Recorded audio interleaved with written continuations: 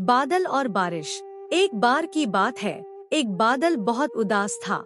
वह बहुत भारी था और आसमान में उड़ नहीं पा रहा था। वह सोचता था कि वह कभी बारिश नहीं बरसा पाएगा। एक दिन एक हवा का झोंका आया और बादल को धक्का दे दिया। बादल आसमान में ऊपर उठा और उसने चारों ओर देखा। उसने देखा कि धरती बहुत सूखी है।